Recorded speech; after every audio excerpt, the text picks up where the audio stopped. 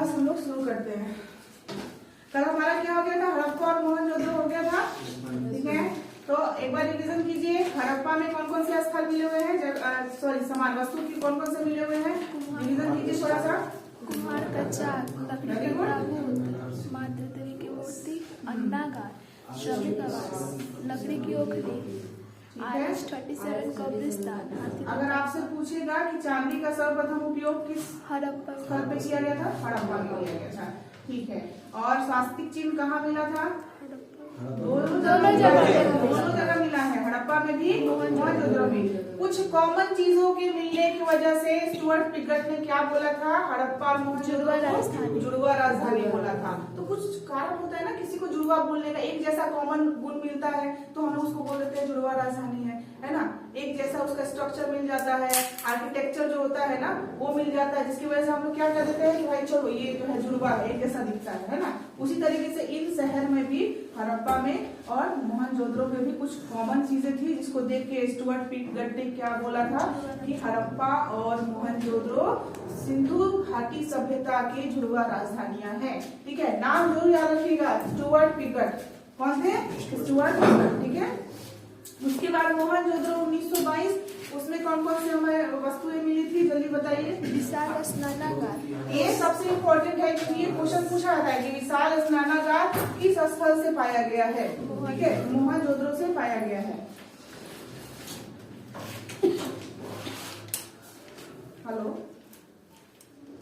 पूछता है, ठीक है, विशाल स्नानागार पूछता है कि विशाल स्नानागार सिंधु घाटी सभ्यता के किस स्थल से पाया गया है, ठीक है।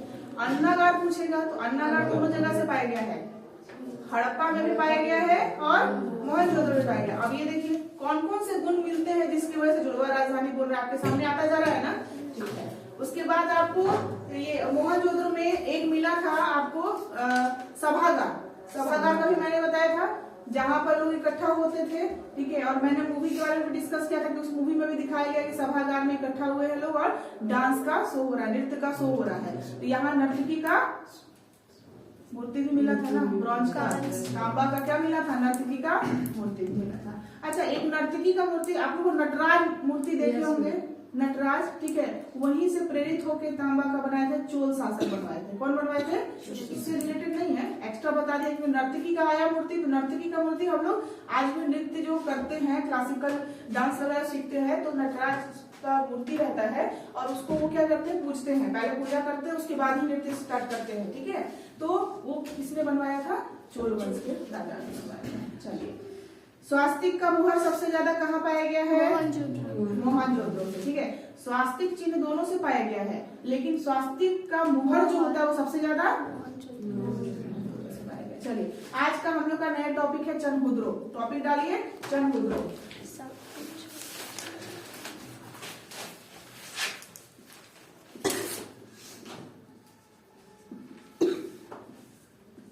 चनहुद्रो, ऐसे मैंने चनहुद्रो को पहले लिखवाया है, कहाँ लिखवाया है बताइए, पाकिस्तान।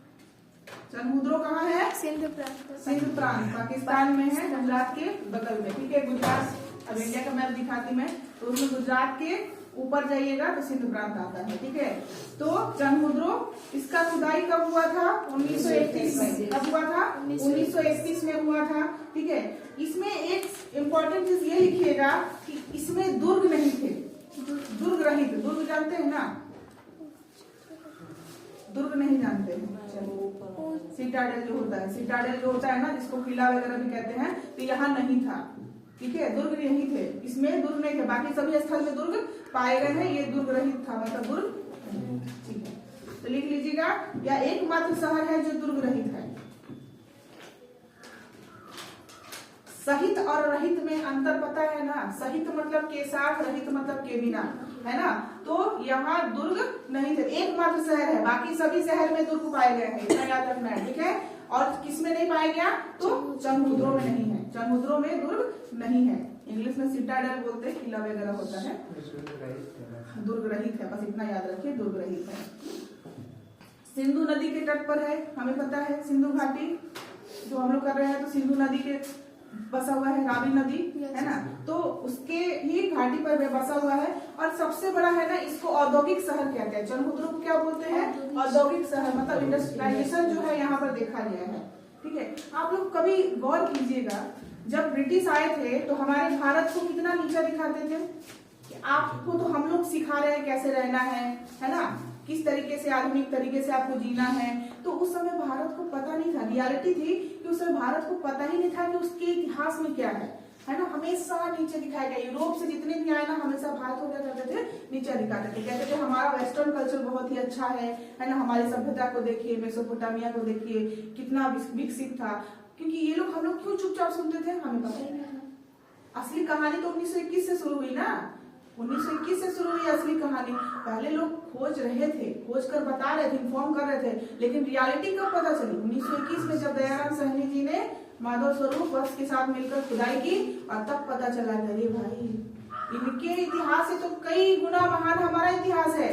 फिर धीरे धीरे हमें पता चलने लगा, और जब एहसास होने लगा कि हम लोग, जब यूरोप बर्बरता वाला पूर्व समाज था ना, एक दूसरे को मारने काटने वाला सभ्य नहीं था, उससे पहले का कहानी है हमारे हड़प्पा की, जो इतना सभ्य था। तब हमने जाना कि अरे भाई, ये तो इनके बातों पर विश्वास करके हमने अपने आप को नीचे समझ लिया था। ऐसा तो है नहीं, हमारा इतिहास तो बहुत महान है ना। उस समय की बात हो रही, बताइए, 4 भाग में बांटा गया है ना सिंधु घाटी सभ्यता को। मैंने बोला था एक सबसे पूर्व हो जाता है ना, एक से सबसे पूर्व होता है, फिर प्राचीन होता है, फिर मध्य वाला जो हमारा पार्ट है इसका सभ्यता का, वो हम लोग अभी पढ़ रहे हैं। ठीक है, और इसके बाद क्या होता है? 1750 बताया था ना, तो हमेशा आपको मिलेगा 1900, 1750, 2 ऑप्शन मिलेगा।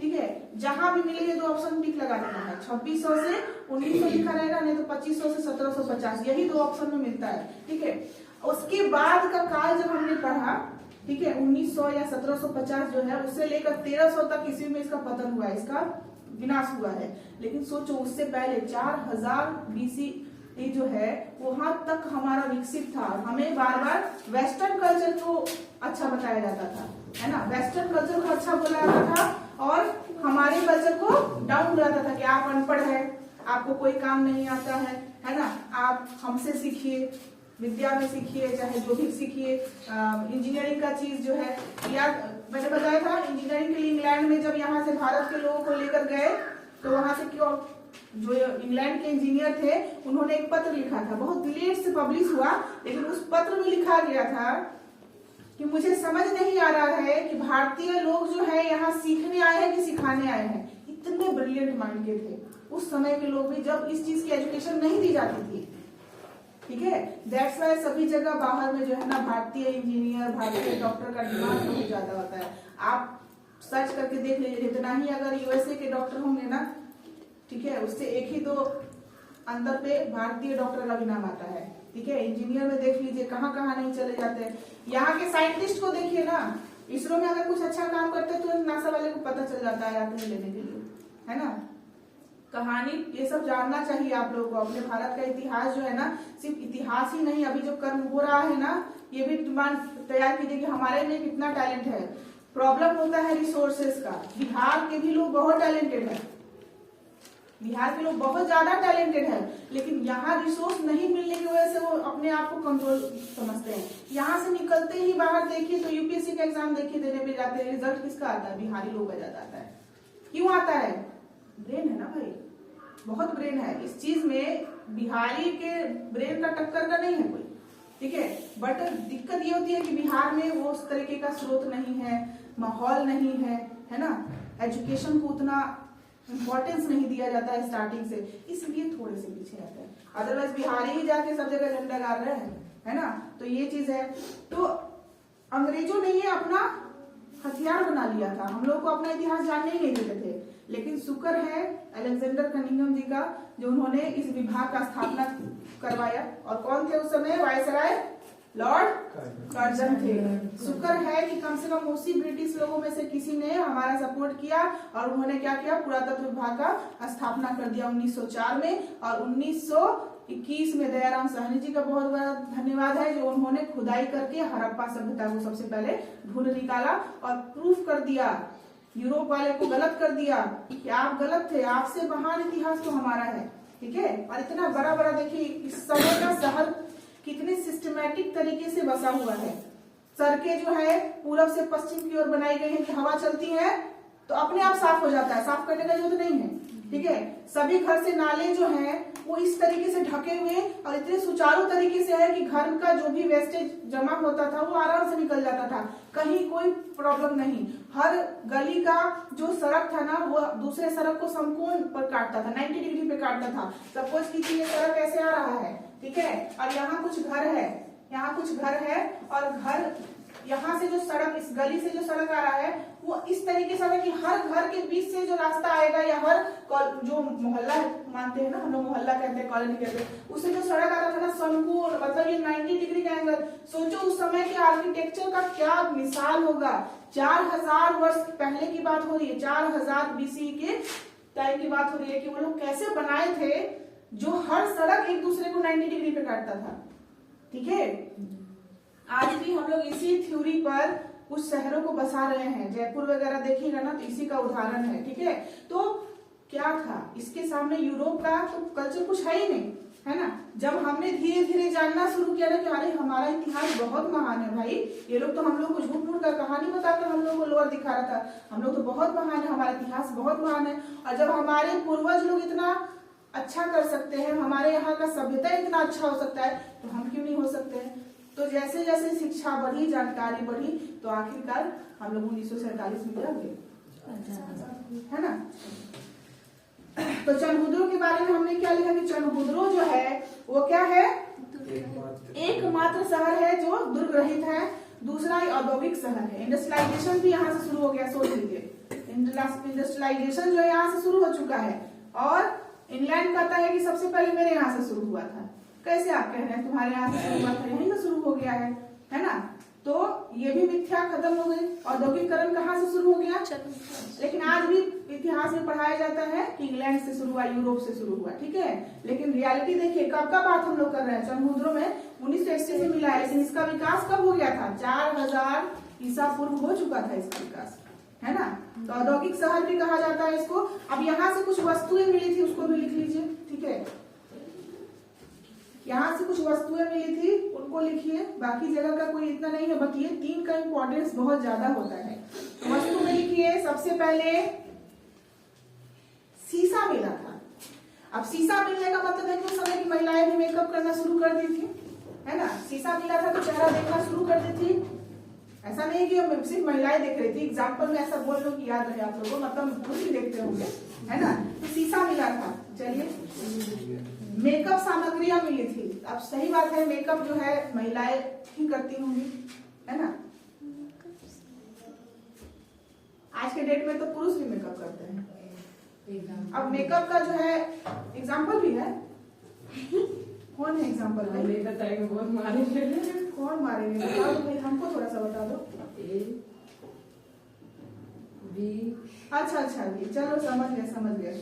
चलो बहुत अच्छा है। नहीं ये बहुत सारे एग्जाम्पल है, आप एक्टर लोगों को देख लीजिए ना, बाकी लोगों को छोड़ दीजिए, एक्टर लोगों को देखिए, बिना मेकअप के तो है ही नहीं। तो आप मेकअप सामग्री के लिए सिर्फ महिलाएं बदनाम नहीं है, पुरुष भी है। तो मेकअप सामग्री कहाँ से मिला है, चनहुद्रो से मिला है। धन्यवाद, बहुत ऊपर वाले का कृपा है।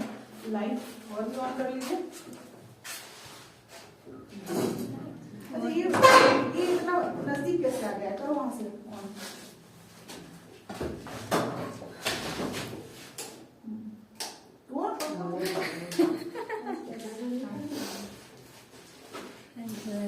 तो मेकअप का सामग्री मिला, ठीक है। और मुख्य रूप से लिखिएगा लिपस्टिक मिला है।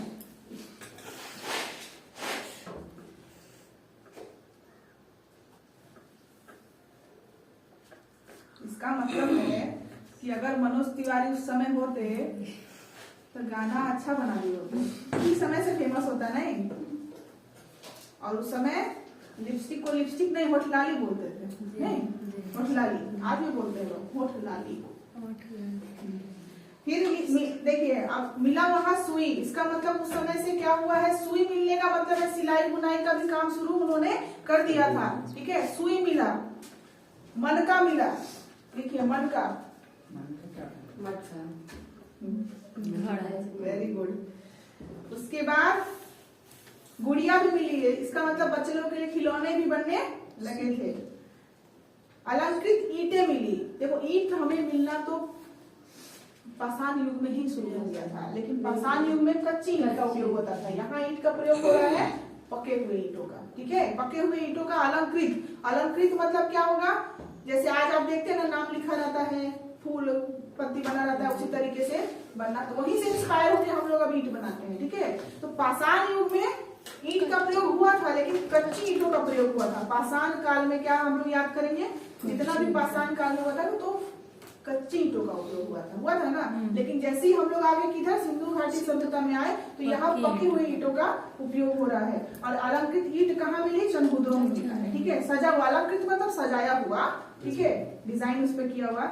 उसके बाद आपको एक मिला बिल्ली का पीछा करता हुआ कुत्ता, मूर्ति बना था टेराकोटा वाला, मिट्टी का होगा, बिल्ली का पीछा करता हुआ कुत्ता। तो बहुत गौर से कोई देखता होगा कि हमेशा बिल्ली आगे भागती, पीछे पीछे कुत्ता क्यों भागता है ना। तो इसको याद करने के लिए उन्होंने बना दिया होगा। लेकिन आपको इसमें सबसे मेन जो पूछेगा वो मेकअप सामग्री, लिपस्टिक, मनका पूछेगा, और अलंकृत ईंट ही पूछेगा, ठीक है। सबसे मुख्य है अलंकृत ईंट। तो ये हम लोग का चंद्रभुद्र का हुआ, ठीक है। एक एक्स्ट्रा में लिखिएगा, आपको 1957 की कहानी है, सुन लीजिए। 1957 1997, ठीक बोले ना, हिंदी में मेरा थोड़ा बहुत अच्छा चला जाता है। 1997 को 57 ही बोलते हैं कि 97 बोलते हैं, 97 बोलते हैं, चलो वेरी गुड, सुधार दिया करो मेरा हिंदी, ठीक है, 97 बोलते हैं, ठीक है। तो 1997 जो है उसकी कहानी है, ठीक है। उसमें एक स्थल मिला। अभी तक हमने क्या पढ़ा है कि पाकिस्तान, इंडिया और अफगानिस्तान का स्थल, उसमें सबसे बड़ा हमने क्या पढ़ा कि सबसे बड़ा स्थल जो है पाकिस्तान में पाया गया। लेकिन जब 1997 में, ठीक है, राखीगढ़ी नाम का स्थल ढूंढा गया, कौन सा, राखीगढ़ी, ठीक है, तो पाया गया कि ये सबसे बड़ा स्थल है, ठीक है। 2014 में सिद्ध भी हो चुका है, इसलिए हम लोग इसको लिखना पड़ेगा, ठीक है। राखीगढ़ी लिखिए, राखीगढ़ी 1997। एक अमरेंद्र नाथ नाम के पुरातत्व विज्ञानी थे, उन्होंने ये खोज किया, खुदाई किया, ठीक है। अमरेंद्र नाथ ने खुदाई किया है, अमरेंद्र नाथ।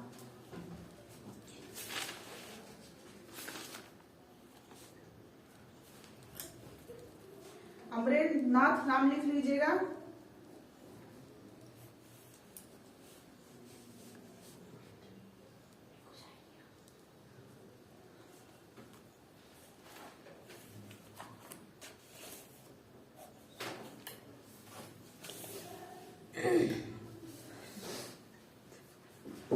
राखीगढ़ी 1997 में अमरेंद्र नाथ जी ने क्या किया, खोजा, ठीक है, उत्खनन किया।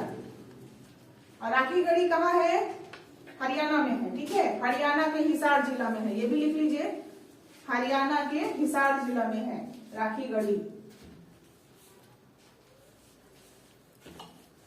भारत का अगर बोला जाएगा, भारत का या इस सभ्यता का अगर आप बोला जाएगा कि सबसे बड़ा जो है स्थल कौन है क्षेत्रफल के हिसाब से, तो हम लोग क्या बोलेंगे, राखीगढ़ी, ठीक है। राखीगढ़ी 1997 में उत्खनन के दौरान पाया गया, ठीक है। तो चूंकि इसलिए जितने भी अभी जो टीचर भी पढ़ा रहे हैं वो बताएंगे, अब अपडेटेड जो होगा 2014 के बाद से जितना भी बुक अपडेट होगा उसमें ये भी नाम आएगा, लेकिन अभी फिलहाल अभी जल्दी नहीं आपको मिल पाता है, ठीक है।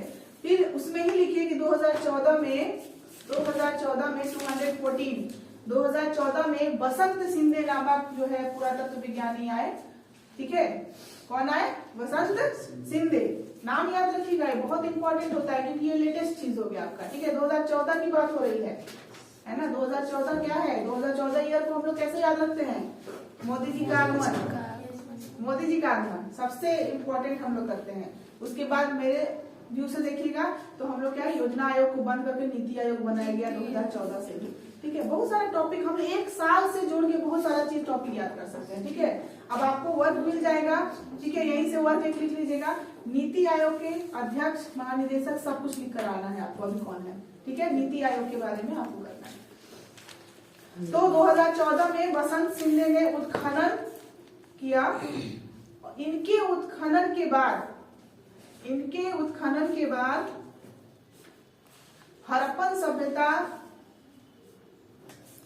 हड़प्पन सभ्यता, मतलब यही सिंधु घाटी सभ्यता को हड़प्पन सभ्यता भी बोलते हैं, बताया था मैंने, याद रखिएगा। तो हड़प्पन सभ्यता का सबसे बड़ा स्थल बना दिया गया, इसको सबसे बड़ा स्थल बना दिया गया। तो राखीगढ़ी क्या हो गया 2014 से सिंधु घाटी सभ्यता का सबसे बड़ा स्थल हो गया। चलिए, तो ये एक्स्ट्रा में आपको मैंने बता दिया है, बुक में मिल जाएगा।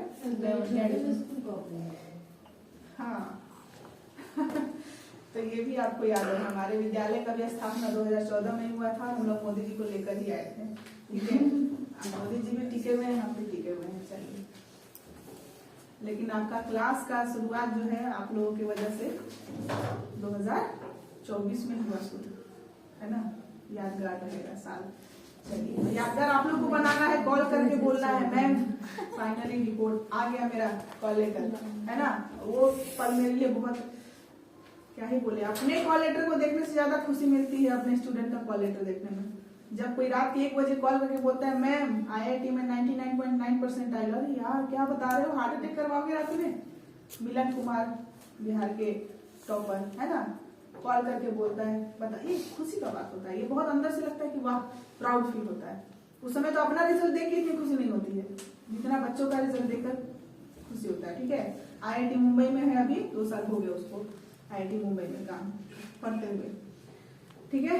तो हमारा क्या हुआ इसमें, बस हम सिन्हा जी ने 2014 में बोल दिया, बता दिया उत्खनन करके कि ये इस सभ्यता का सबसे बड़ा स्थल है, ठीक है।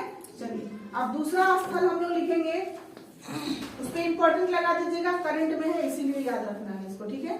चलो, दूसरा स्थल लिखिए रोपड़।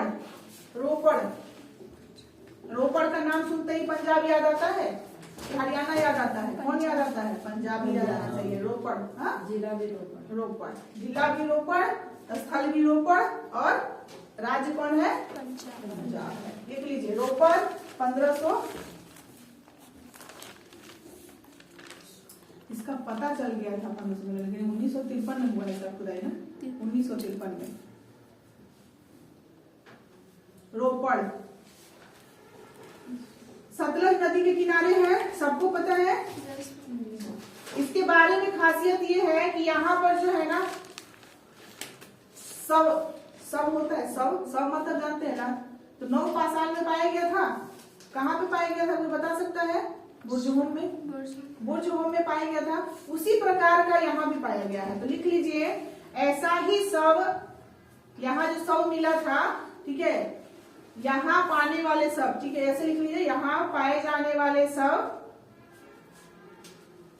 यहाँ पाए जाने वाले सब या सवा, क्या कहते हैं उसको, समाधान, सब लिखिए, सब लिखिए, सब नवपाषाण काल में जम्मू कश्मीर के बुर्जहोम में भी मिला था।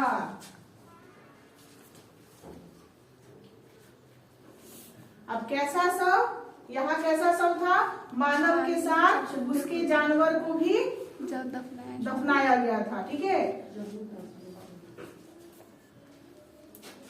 यहाँ क्या था, यहाँ स्टार डाल के लिख लीजिएगा, यहाँ मानव के साथ उसके पालतू जानवर को भी दफनाया जाता था, ठीक है। यहाँ मानव के साथ उसके पालतू जानवरों को भी दफनाया जाता था।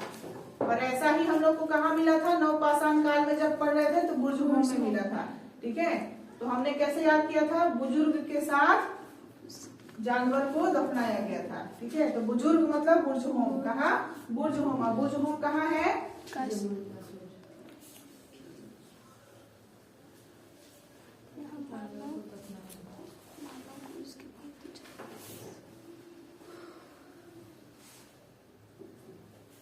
तो इसकी खुदाई आपने कब लिखा, 1953 में, लिख लीजिए 1953 में। बताइए, अगर नहीं देखा जाए तो बुक में भी गलत लिख देता है यहाँ, और दिमाग कहता है यहाँ तो कुछ गड़बड़ है भाई। यहाँ क्या कहते हैं उसको, कौन सा डायलॉग है CID का, कुछ तो गड़बड़ है दया, कुछ तो गड़बड़ है दया। दया बस इतना सुनता है कि उसका इसका एक मुसा लास्ट में चलता ही है, एक थप्पड़ दया ही मारता है ना, एक थप्पड़, एक थप्पड़ में सब सच उगल देता है, तो वो होना चाहिए। क्या सनी देओल बोलते हैं 2.5 kg का हाथ है, वो तो दया भाई का लगता है कि 15 kg का हाथ होगा, एक ही हाथ में सारा मुस्लिम सब कुछ बोलने लगता है? दरवाजा भी तोड़ देते हैं एक ही पैर में, बहुत अच्छा लगता है, बचपना है वो सब, बचपन में हम लोग बहुत देखा करते थे। चलो, तो रोपड़ जिला में हम लोग, रोपड़ में क्या क्या हमने पढ़ा कि यहाँ पर बस आपको सब मिला है दफनाया हुआ मालिक के साथ जानवर को। अच्छा, ये कोई बता सकता है कि सबसे पहला पालतू जानवर कौन था? कुत्ता था। किस काल में पता चला है हमें? ये नवपाषाण काल में पालतू बनाना शुरू कर दिया गया था। आग का आविष्कार किस काल में हुआ था? पूरा पाषाण। कृषि का आविष्कार कब हो गया? नवपाषाण में, मैंने पहले बताया था। आग का सबसे पहले आविष्कार हो गया पूरा पाषाण काल में, उसके बाद ही हुआ है आविष्कार किसी भी चीज का। तो कृषि, पहिया, पालतू जानवर बनाना सब कब में शुरू हुआ है? नवपाषाण काल। ठीक है, नवपाषाण काल तक आपको किसी भी धातु का ज्ञान नहीं था, पत्थर से बने हुए औजार, लेकिन जैसे ही हमने कहा इंद्री मारा ताम्रपाषाण में, वहाँ हमें क्या पाया गया? तांबे से बना हुआ हथियार औजार पाया जाने लगा, तांबा मिलना शुरू हो गया, इस वजह से उसको ताम्रयुगीन कहते हैं, ताम्रपाषाण युगीन। ठीक है, इसलिए कहते हैं। तो 3 काल तक हमें कोई भी धातु का उपयोग नहीं मिला है। लोहा का जानकारी तो ताम्रपाषाण में भी नहीं था, लोहा का जानकारी ताम्रपाषाण में भी नहीं था। अच्छा, ये क्लास छूट गया क्या तुम्हारा? चलिए आगे बढ़ते हैं। बनावली लिखिए, बनवाली, ऐसे मुझे आदत है इसको बनावली बोलने का, बनवाली। नेक्स्ट टॉपिक क्या है? बनवाली। बनवाली कहाँ था? हरियाणा के हिसार। हरियाणा के हिसार जिले में खुदाई किया था रविंद्र सिंह ने। किसने किया था? लिख लीजिए, इसकी खुदाई रविंद्र सिंह ने की थी, इसकी खुदाई रविंद्र सिंह ने। जितनी बार लिखिएगा उतनी बार याद होगा, लिखते जाइए। इसकी खुदाई रविंद्र सिंह ने की थी, यह हरियाणा में स्थित है। नदी का नाम क्या बताया था मैंने? रंगोई नदी। रंगोई नदी, कौन सा नदी? रंगोई नदी है, ये रंगोई नदी के समीप है।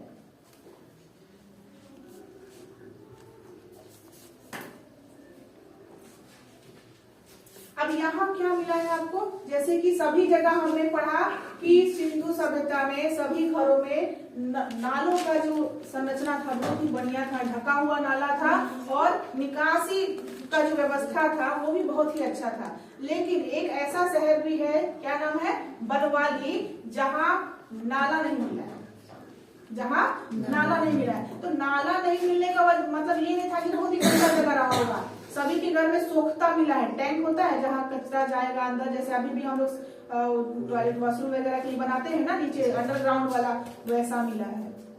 हमारे जैसा रोड पे नहीं बहा रहे हैं पानी। रियलिटी है, we have to accept our reality कि हम लोग ये सब चीज सीखना चाहिए। जो 4000 वर्ष पूर्व की बात हो रही है वो लोग सीख चुके थे, हम लोग आज तक नहीं सीखे, तो हमसे अच्छे तो पढ़े लिखे वही हो गए, है ना। तो यहाँ बनवाली में जो है ना नाले नहीं मिले हैं, नाले नहीं मिले, तो लिख लीजिए यहाँ नालों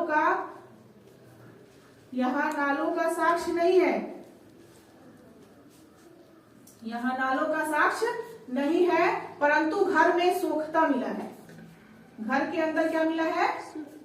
सोखता मिला है। सोखता जान समझ गया ना आप क्या हो गया? अंडरग्राउंड गड्ढा करके जो आपको बना दिया जाता है सोखता, वो मिला है। यहाँ सोखता मिला है, सोखता मिला है। ठीक है, एक तो उनके वजह से ये बनवाली जो है अलग हो गया, थोड़ा सा बाकी शहरों से अलग हो गया। दूसरा इसमें गुण था ना, जैसे सभी के सड़क क्या थे? 90 डिग्री का कोण बनाते थे, इसके सड़क टेढ़े मेढ़े थे। लिख लीजिए, बनवाली में जो सड़क थे वो टेढ़े मेढ़े थे, बाकी सभी जगह समकोण पे काटते थे सड़क एक दूसरे को, लेकिन बनवाली की सड़क कैसे थे? टेढ़े मेढ़े थे। तो किस स्थल पर सड़कों का निर्माण टेढ़ा मेढ़ा हुआ है? बनता है बनवाली। ठीक है, बाकी सभी जगह समकोण। तो भाई जब सब जगह समकोण है तो ये तो पूछेगा नहीं, पूछेगा क्या? जहाँ समकोण नहीं है ना, याद रखिएगा बनवाली। नेक्स्ट टॉपिक लिखिए कालीबंगा।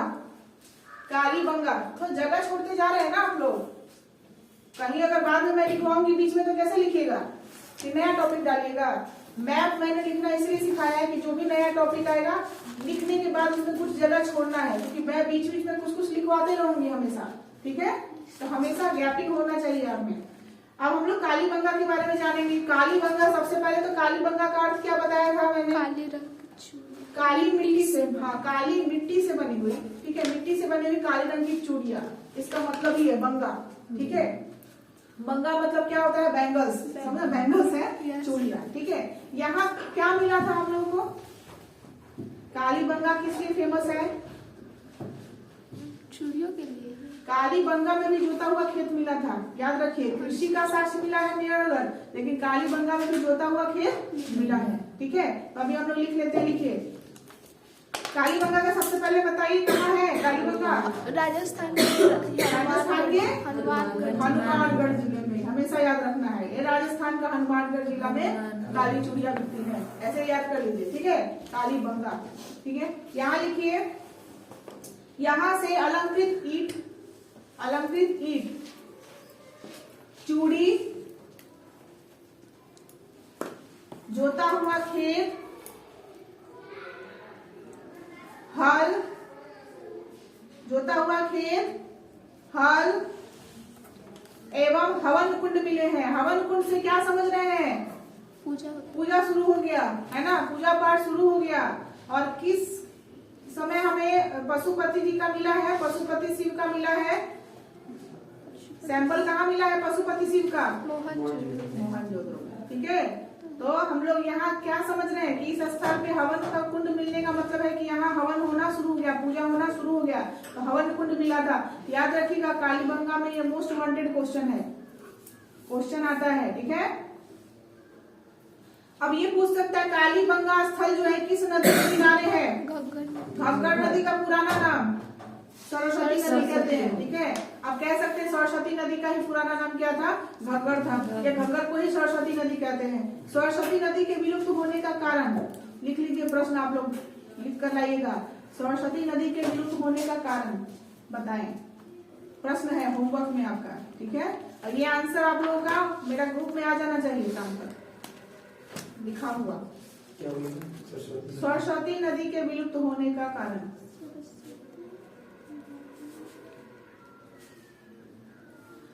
चलिए, कालीबंगा की खोज किसने की थी? उत्खनन किया था, उत्खनन। खोज तो मैंने बताया ही नहीं है।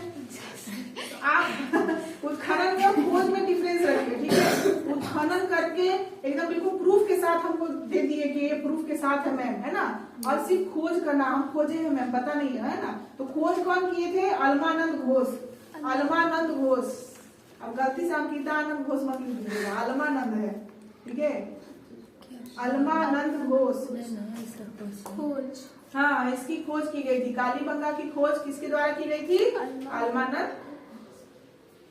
अलमानंद घोष के द्वारा। लेकिन इसकी खुदाई किसने की थी? बीके थापड़ और बीबी लाल ने। बीबी ने ऐसा थप्पड़ मारा कि बीके लाल जी लाल लाल हो गए हैं। चलो, अलमानंद घोष, तो खोज की थी अलमानंद घोष ने। अब देखिए, ये सब आपको यूनिक चीज मिल रहा है। खुदाई वाला सब याद रखता है, खोज वाला नहीं याद रखता है। तो जिसका खोज वाला पूछा हुआ है क्वेश्चन बता रही हूँ, ठीक है। कि खोज किया था अलमानंद घोष ने, लेकिन खुदाई किया था बीके थापर और बीबी लाल ने। इसके बाद नेक्स्ट लिखिए धौलावीरा। धौलावीरा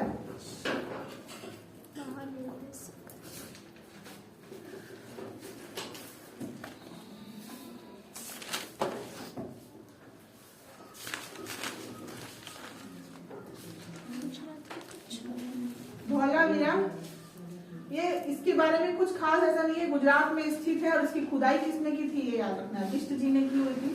अब नाम पूरा बताइए कौन थे? रविंद्र सिंह, ठीक है, यही बस इन्होंने किया था। उसके बाद धौलावीरा में जगह छोड़िए, लिखवाऊंगी मैं कुछ एक्स्ट्रा, ठीक है। धौलावीरा में जगह छोड़िए, गुजरात में स्थित है, लिख लीजिए गुजरात में स्थित है। और इसकी खुदाई जो है रविंद्र सिंह बिष्ट ने की थी कच्छ में, हाँ कच्छ जिले में है और गल्फ ऑफ कच्छ के पास है, ठीक है। इतना लिख लीजिए और जगह छोड़ दीजिए। सुरकोटदा लिखिए, सुरकोटदा।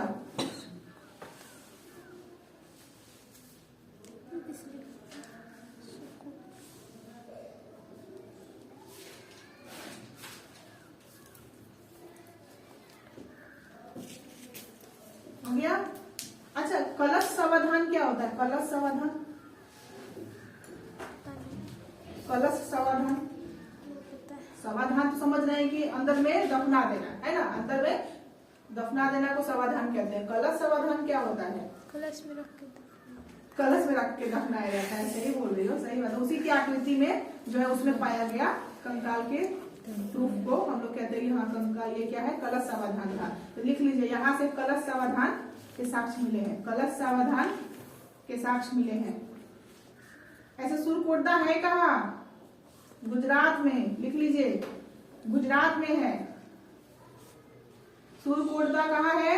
गुजरात में है, ठीक है। और यहाँ से कलश समाधान के साक्ष्य मिले हैं तथा घोड़ों की हड्डियां, घोड़े की हड्डियां भी मिली हैं यहाँ से। सब तो ये पूछा जा सकता है आपसे, कलश समाधान पूछे या ना पूछे, घोड़ों की हड्डियों का साक्ष्य किस स्थल से प्राप्त हुआ है? सुरकोटदा, सुरकोटदा। चलिए, गुजरात में है। इसकी खुदाई जगपति जोशी ने की थी, जगपति जोशी ने की थी। इसकी खुदाई जगपति जोशी ने की थी। हाँ, जगपति जोशी। उसके बाद लिखिए लोथल। अब लोथल में थोड़ा इंपॉर्टेंट आपको मिलेगा क्योंकि लोथल जो है बंदरगाह है। इस सभ्यता का क्या है? ये बंदरगाह है, पोर्ट है, तो इसलिए लोथल लिखिए। और लोथल कहाँ था? गुजरात में, ठीक है, गुजरात में। लोथल गुजरात में है।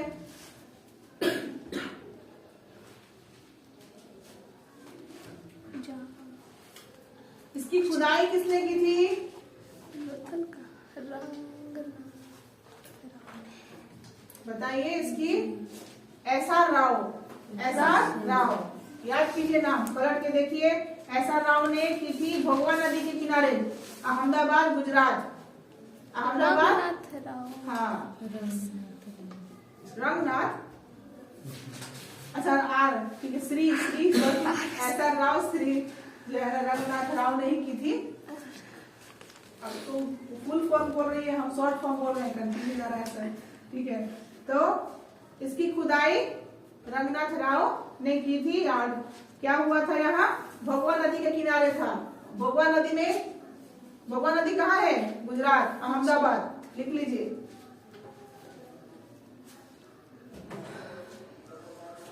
अब आप इसको पहले सुन लीजिएगा फिर लिखिएगा, ठीक है। पहले सुन लीजिए क्या क्या मिला, उसके बाद लिख लीजिएगा। हमने इसको क्या पढ़ा था? ये सिंधु घाटी का क्या है? बंदरगाह वाला स्थान है ना। बंदरगाह मतलब क्या होता है? पोर्ट, जहाँ से व्यापार करने के लिए शिप्स वगैरह आते जाते हैं, जहाजों का आना जाना होता है। इसका मतलब क्या है कि ये लोग जो है आयात निर्यात भी करना शुरू कर चुके थे, आयात निर्यात भी कर रहे थे। ट्रेडिंग का प्रूफ मिल रहा है ये। अगर पोर्ट का बताया जा रहा है तो इसका मतलब यहाँ से क्या हो रहा था? व्यापार भी शुरू हो चुका था। और व्यापार आपको पता होना चाहिए कि इनका व्यापार मेसोपोटामिया से भी होता था, उसके भी साक्ष्य मिले हुए हैं। हम लोग जैसे जैसे आगे बढ़ेंगे ना उसमें भी पता चलता रहेगा, ठीक है। और आप लोग को इतना डिटेलिंग में नहीं जाना है क्योंकि आप लोग यूपीएससी का प्रिपरेशन नहीं कर रहे हैं। यूपीएससी का करते तो पूरा डिटेलिंग बताते हैं, लेकिन हाँ इतना डिटेलिंग जो बता दे रहे हैं कि बीपीएससी का प्रीलिम्स तक आप एग्जाम दे सकते हैं, ठीक है। मेंस का क्यों नहीं बोलेंगे? क्योंकि मेंस के लिए हम लोग को सब्जेक्टिव बहुत पढ़ना पड़ता है ना, और ये सब्जेक्टिव नहीं है। ये आपको मैं बहुत ही कम पढ़ा रही हूँ, बहुत कम, ताकि इतना लोड लेके आप जो अभी आपका जो फिलहाल का टारगेट है वो कंप्लीट हो जाए। समय देखा जाएगा, अगर समय ऐसा जरूरत मांगेगा, आप लोग का डिमांड होगा तो हम लोग सब्जेक्ट भी कर लेंगे, सब्जेक्टिव भी कर लेंगे। अब जैसे मैंने प्रश्न दे दिया एक बीच में आपको कि सरस्वती नदी के विलुप्त होने का कारण, अब आप उसको पूरा सर्च कीजिएगा, सरस्वती नदी का इतिहास पूरा पढ़िएगा, क्यों विलुप्त हुआ, हाँ इसका नाम आज हम लोग क्यों नहीं पढ़ते हैं, कहाँ है नदी पता नहीं है, गंगा यमुना तो बोलते हैं, सरस्वती कहाँ गई, सोचते हैं ना कभी। अगर नहीं भी सोचोगे तो आप सोचने के लिए मजबूर हो गए। तो ये तैयारी होता है बीपीएससी के मेंस का, इस तरीके से, ठीक है। बीपीएससी यूपीएससी का मेंस का होता है, किसी टॉपिक को दे दिया गया उसके बारे में लिख के लाइए। अब आपका सोच पता चलेगा, आप जब लिखिएगा ना तो उसमें से ठीक है आपने 20 लाइन लिखा, आपको 20 लाइन नहीं आता, लेकिन एक लाइन तो पक्का आप लिख सकते हैं पहली बार लिखने पे। फिर जब आप उसको दूसरी बार लिखेंगे तो 2 से 3 लाइन लिख सकते हैं, जब तीसरी बार लिखेंगे तब आप 10 लाइन भी लिख सकते हैं। समझ में आ रहा है? तो ये प्रैक्टिस करवाया जाता है मेंस के लिए। तो अभी हम लोग फिलहाल टारगेट उस पर नहीं रख रहे हैं, ठीक है, इसलिए डिटेलिंग में नहीं चलेंगे, आपको आगे सब कुछ मिलेगा। कि कहाँ कहाँ से व्यापार होता था, सोना का कहाँ से अफगानिस्तान से होता था, कि चांदी का कहाँ से होता था, सब कुछ मिलेगा। लेकिन फिलहाल अभी हम लोग को ये लिखना है, ठीक है, क्योंकि यही आपका आयोग क्वेश्चन पूछता है, यही से पूछता है, ऐसा ही सब। तो लोथल के बारे में क्या है, एक बंदरगाह स्थल है, ठीक है। उसके बाद यहाँ लिख लीजिए सिंधु सभ्यता का बंदरगाह स्थल है, सिंधु सभ्यता का बंदरगाह स्थल है। यहाँ के घरों के दरवाजे सड़कों की ओर खुलते थे, जितने भी घर थे ना इस तरीके से बनाए गए थे कि सड़क की तरफ खुलेंगे। अब जैसे ये है ना, ये घर है तो इनका जो दरवाजा होगा ये सड़क की तरफ खुलेगा, इसका भी दरवाजा यहाँ खुलेगा और इसका भी दरवाजा यहाँ खुलेगा, सड़क की तरफ ही खुलेगा, कभी अपोजिट डायरेक्शन में नहीं कि इधर खोल दिया इधर भी सड़क बना हुआ, ऐसा बात नहीं है। सड़क के किनारे ही सारे घरों का दरवाजा खुलता था, ठीक है। सड़क का प्रणाली, परिवहन प्रणाली जो था ना बहुत अच्छा बना हुआ था, है ना, बहुत अच्छा है। तो आपसे पूछ सकता है ना कि किस स्थल पे घरों का जो दरवाजा है वो सड़क के तरफ हाँ, तो बताइए कौन सा है, लोथल, ठीक है। उसके बाद मिलेगा आपको यहाँ से फारस का मुहर मिला है, फारस, फारस जानते हैं, ईरान का पुराना नाम है, वेरी गुड। ईरान का पुराना नाम फारस है, मतलब ईरान से भी यहाँ व्यापार हो रहा था। मुहर मिलने का मतलब क्या है, व्यापार हुआ है। अब व्यापार सोचे ईरान, कहाँ हम लोग कहाँ बात कर रहे हैं, लोथल गुजरात की बात कर रहे हैं, कैसे गए होंगे, मैप में याद आ रहा है सब कुछ, रेड सी, हाँ रेड सी किधर है, सुएज कनाल किधर है, कैसे पार करके गया होगा, ईरान कैसे पहुंचा होगा, किधर से व्यापार किया होगा। तो मैप पढ़ने का यही फायदा है, आज आपके दिमाग में चल रहा है। अभी मैंने बोला कि ईरान और आपका दिमाग चल गया, ईरान कहाँ है, बोलिए। अरे एशिया में तो है ही, डायरेक्शन जा रहा है कि नहीं, कि वेस्ट की तरफ ही जा रहे हैं आप, पूरब नहीं ना भागे हैं, पूरब नहीं ना भागे, बस इतना ही मेरे लिए संतुष्टि है कि पूरब नहीं गए हैं, पश्चिम में ही गए हैं, ठीक है। सऊदी अरबिया के साइड गए हैं ना, हाँ, आपको रेड सी कहाँ मिलता है, सऊदी अरबिया, ठीक है। सुएज कनाल कहाँ है, वहीं पर है, ठीक है, वहीं से व्यापार होता था, ठीक है। वो तो ऑटोमन अंपायर का वहां पे जो है ना कब्जा हो गया था, जिसकी वजह से वास्को ड गामा को घूम कर आना पड़ा, नहीं तो बेचारा वो भी वहीं से आ गया रहता। वहां पे क्या थे, वहां पे वो लोग एंट्री नहीं करने देते थे ना, टैक्स ले लेते थे, जो आपके पास था पूरा लूट लेते थे, जिसकी वजह से वास्को ड गामा किधर से आए थे, पूरा अफ्रीका का चक्कर लगा के घूमते घूमते आए थे। और वहीं पे कौन मिल गया था उनको अफ्रीका में, अब्दुल बासित मिल गए थे, गुजरात के। अब देखिए कहानी कनेक्ट कीजिए, नहीं ये हंसने वाली बात है, कहानी कनेक्ट कीजिए। उस समय गुजरात का ही इंसान मिला उनको, क्योंकि वो व्यापार कर रहा था, व्यापार के लिए हम लोग लोथल पढ़ रहे हैं अभी।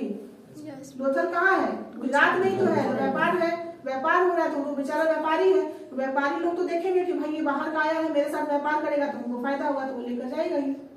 तो वही अब्दुल बासित लेकर कहाँ गए, वास्को ड गामा को गुजरात नहीं लेकर गए थे, केरल लेके गए थे, ठीक है। वहां बंदरगाह था, कालीकट बंदरगाह, कौन सा बंदरगाह था, कालीकट बंदरगाह पे ले गए थे। और उस समय केरल के राजा कौन थे, सब बताया मैंने, राजा जमोरिन थे, उन्होंने स्वागत किया था वास्को ड गामा का, कहानी जैसा याद रखिए। देखिए अभी लोथल आया, लोथल के साथ गुजरात का नाम जैसे आया मैंने बताया ना, पूरा कहानी बता दिया, है ना। तो पहले व्यापार इधर से हो जा रहा था, रेड सी की तरफ से ही हो जा रहा था। वास्को डी गामा के टाइम में कौन था, ऑटोमन अंपायर का वहां पे हो गया था कब्जा, जिसकी वजह से वास्को ड गामा उधर से आ नहीं सकते थे, है ना। अब इसके लिए आपको तो यूरोप के बारे में पढ़ना पड़ेगा, क्यों नहीं आ सकते थे, है ना। तो हम यूरोप का पढ़े, क्यों विश्व के इतिहास के बारे में क्यों जाने, जब मेरा काम अपना ही इतिहास जानने से हो जा रहा है। तो बस इतना जानना है कि वहाँ ऑटोमन अंपायर था, जिसकी वजह से वास्को ड गामा पूरा अफ्रीका का चक्कर लगा के कहाँ रुके थे, अफ्रीका में केप ऑफ गुड होप पे रुके थे, साउथ अफ्रीका का सबसे दक्षिणतम बिंदु, सबसे दक्षिणतम बिंदु जो हिस्सा भारत के जैसा दिखता है अफ्रीका का, उसमें सबसे नीचे का जो सबसे दक्षिणतम बिंदु है उसको केप ऑफ गुड होप बोलते हैं। तो वहीं पर रुके थे, वहीं पे अब्दुल माजिद से मुलाकात हुई। अब्दुल माजिद ने उनको साथ में लेकर रास्ता दिखाते हुए केरल पहुंच गए, कालीकट बंदरगाह में पहुंचे और उस समय राजा जमोरिन थे, उन्होंने उनका स्वागत किया था, आइए यहाँ व्यापार कीजिए, लेकिन व्यापार के नाम पे सब कुछ कर गए, ठीक है। चलिए इतना कहानी कनेक्ट करके चलिए, लोथल से देखिए इतना कुछ हो गया। तो ये क्या हो गया, फारस की मुहर मिली, मतलब ईरान से भी व्यापार हो रहा था। तो इसका मतलब क्या है कि यहाँ विदेशी व्यापार हो रहे थे, ठीक है, यहाँ विदेशी व्यापार का संकेत मिले, यहीं से विदेशी व्यापार का संकेत मिला। देखो यहीं से विदेशी व्यापार का संकेत मिला लोथल से ही, ठीक है। सबसे इंपॉर्टेंट पार्ट अब आ रहा है इसमें लोथल के बारे में। यहाँ जो है लोथल में, ठीक है, लोथल में आपको युगल समाधान मिले हैं, ठीक है। ऐसे पूछता है युगल समाधान। युगल समाधान मतलब क्या होता है? जोड़े का समाधान। जोड़ा होता है पति पत्नी का, मिला है कंकाल का साक्ष्य मिला है यहाँ से, युगल समाधान। तो इसका मतलब क्या होता है? यहाँ सती प्रथा शुरू हो चुका था, सती प्रथा का साक्ष्य मिल रहा है। मोस्ट इंपॉर्टेंट क्वेश्चन हो जाता है, सती प्रथा का साक्ष्य किस स्थल से मिलता है? ठीक है, लोथल से मिलता है। सती प्रथा मतलब उस समय भी पति के मरने पे पत्नी अपना प्राण त्याग देती थी, ठीक है। ऐसे रानी पद्मावती का भी आपने मूवी देखा होगा, उसमें भी वही हुआ है। वो तो जौहर में की आग में कूद गई है। तो राजपूत जो होते थे, राजपूत के जितनी भी वीरांगना होती थी या फिर जितनी पत्नियां जो होती थी, वो पति के हारने पर ही, क्योंकि उनको पता है कि पति हार गए हैं तो अब ये राजा आकर हमारे यहाँ लूटपाट करेगा, हमारे साथ मिसबिहेव करेगा। उससे पहले ही, हाँ, उससे पहले ही वो क्या करती थी? जौहर की आग में कूद जाती थी, क्योंकि बहुत पवित्र है हम, हमें दूसरा पुरुष नहीं छू सकता है, ठीक है। हाँ, ठीक है। तो ये सारा आप देखिएगा पहले का, तो आपको ये मिलेगा, ठीक है। कितना हिम्मत चाहिए। आजकल थोड़ा सा जल जाता है तो वही होता है, और जल पूरे धधकते हुए आग में चले जाना, जान करके हम अभी जीवित हैं फिर भी अपना प्राण त्यागने जा रहे हैं, क्योंकि उससे अधिक दर्द होता है अगर कोई दूसरा जो है ना गलत नजर से देखे या गलत हमारे साथ करे, उससे ज्यादा तकलीफ होती है, ठीक है। तो ये लोग जिस दिन समझने लगे महिलाओं के साथ या लड़कियों के साथ गलत होना बंद हो जाएगा। चलो, तो लोथल में कितना अच्छा इंपॉर्टेंट मिला सती प्रथा। अरे ये वाला सा ऐसे कर देना, थोड़ा सा मैनेज कर लो, मेरा हिंदी बहुत ही स्ट्रॉन्ग है।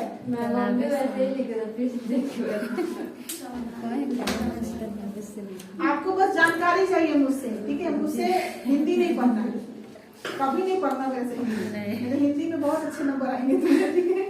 चलो, तो सती प्रथा का साक्ष्य कहाँ से मिला? लोथल से।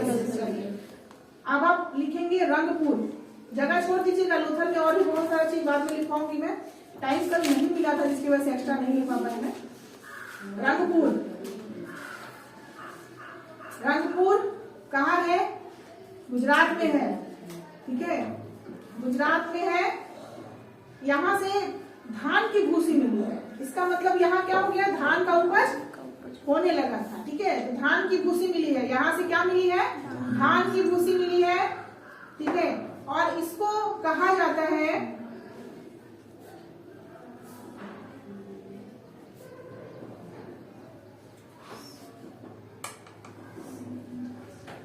ऐसे। रंगपुर का खुदाई किसने किया था? फटाफट बताइए। रंगनाथ राव ने। बस नाम सही है, हमने याद किया था कि रंगपुर की खुदाई रंगनाथ राव ने की थी, ठीक है।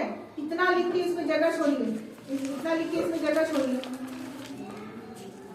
अगर आपसे पूछेगा कि सिंधु सभ्यता का सबसे बड़ा शहर कौन है? मोहनजोदड़ो, हाँ, ठीक है। लेकिन मोहनजोदड़ो कहाँ चला गया? पाकिस्तान में। उसके बाद 1997 में 1997 में किसने खोजा? अमरेंद्र नाथ। भूल जाते हैं, लिखते हैं अभी तुरंत भूल जाते हैं, हाँ, याद रहना चाहिए। अमरेंद्र नाथ, हाँ, अमरेंद्र नाथ ने किया था, ठीक है। तो उन्होंने खुदाई किया और पाया किसको? राखी गढ़ी को। राखी गढ़ी जो है 2014 में फिर कौन आए? बसंत सिंधे। उन्होंने खुदाई की और पता चला कि ये सबसे बड़ा स्थल है। उससे पहले किसको बुलाता था? मोहनजोदड़ो को, मोहनजोदड़ो को, ठीक है। 300 समथिंग किलोमीटर स्क्वायर इसका एरिया था, जो कि जैसी राखी गढ़ी मिला तो 350 प्लस किलोमीटर स्क्वायर चला गया, जिसकी वजह से राखी गढ़ी सबसे बड़ा स्थल हो गया। लेकिन पहले क्या होता? मोहनजोदड़ो था, ठीक है। भारत में सबसे बड़ा स्थल अगर आपसे पूछेगा तो राखी गढ़ी ही बोलिएगा। क्या बोलिएगा? राखी गढ़ी ही बोलिएगा। राखी गढ़ी कहाँ है? हरियाणा में। कहाँ है? हरियाणा।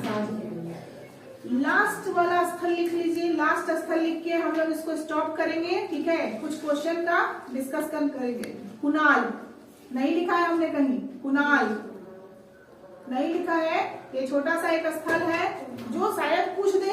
कुणाल, क्या नाम है? कुणाल।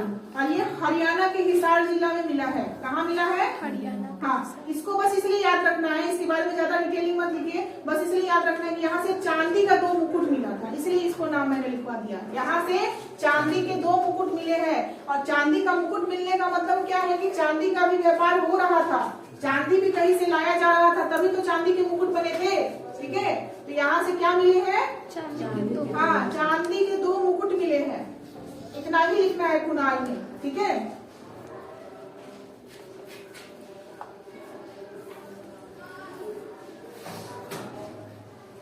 ऐसे आपको पता होना चाहिए जिस समय की बात हो रही है उस समय चांदी जो है वो अफगानिस्तान और ईरान में ही मिलता था, वहां से आयात करते हुए।